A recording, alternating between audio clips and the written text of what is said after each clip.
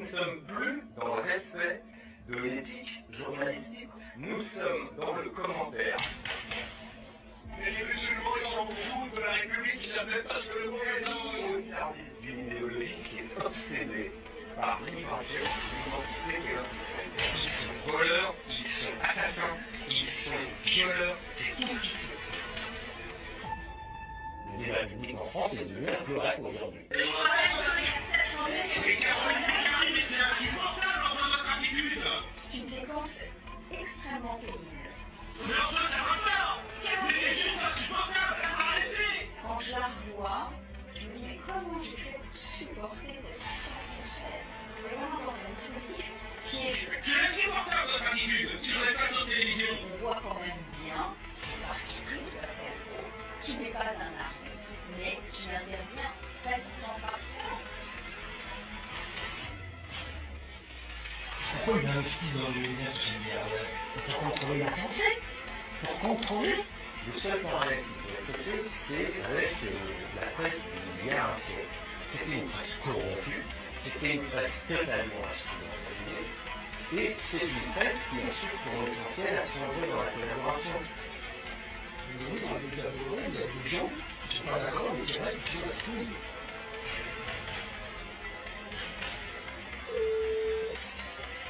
C'est le directeur de l'information de la chaîne, Thomas Bert, il y a absolument tout sujet. Et pour ça, en gros, ça décale les membres aux élus locaux du Front National. Et en plus, ça décale aussi bien les petits PNL et les gens qui n'avaient pas eux. Et que du coup, ça suffirait à pouvoir monter un sujet. Est-ce que vous faire un coup d'État? Ça ne devrait même pas être une des informatiques pour pas qu'on sur ta chaîne. Mais ça devrait même pas être qu'on a le droit de Ce sont des valets de courtisans.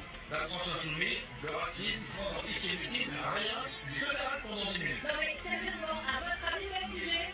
Qu'est-ce que vous faites? Vous faites semblant de quoi? De pas comprendre? Moi je le dis au premier imam de France qui est devenu Jean-Luc Mélenchon, ferme bien ta grande gueule et à jamais. Je pense que l'information continue est une catastrophe pour la démocratie.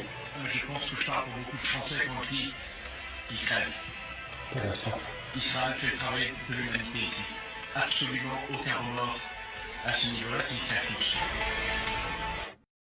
C'est devenu banal de cracher sur les musulmans, sur les étrangers. Et puis vous avez un créateur de contenu nommé Jonathan Moati, agent immobilier dans les Yvelines, publie des vidéos dans lesquelles il se réjouit de la mort d'Aboubacar Cissé et félicite son assassin. C'est ce qui s'est passé, oui. Lui, je suis tombée sur sa vidéo sur TikTok et puis je l'ai signalée, elle a sauté. D'ailleurs, je l'avais partagée avec le frérot coach et on avait trouvé ça répugnant. Mais sa vidéo, je l'ai retrouvée sur X. Parce qu'elle a été partagée, oui. Tout à fait. Ce Jonathan, qui a des origines israélites, il se réjouit de la mort d'Aboubacar. Donc on va partager la vidéo de Jonathan, puis on va partager aussi la vidéo à la fin du meurtrier d'Aboubacar, qui s'est filmé. En tous les cas, celle du crime d'Aboubacar, elle a été masquée pour pas choquer les âmes sensibles. Mais on y entend bien cette islamophobie, cette haine de la part de cet assassin qu'on veut faire passer pour un déséquilibré. Alors que c'est un acte islamophobe. Cette personne, on pourrait le qualifier de terroriste. Mais la justice en a décidé autrement. Tout simplement. Je vous mets la vidéo de cet énergumène. Par contre, lui, sa porte, elle n'a pas pété à 6 h du matin. Non. C'est pas un musulman.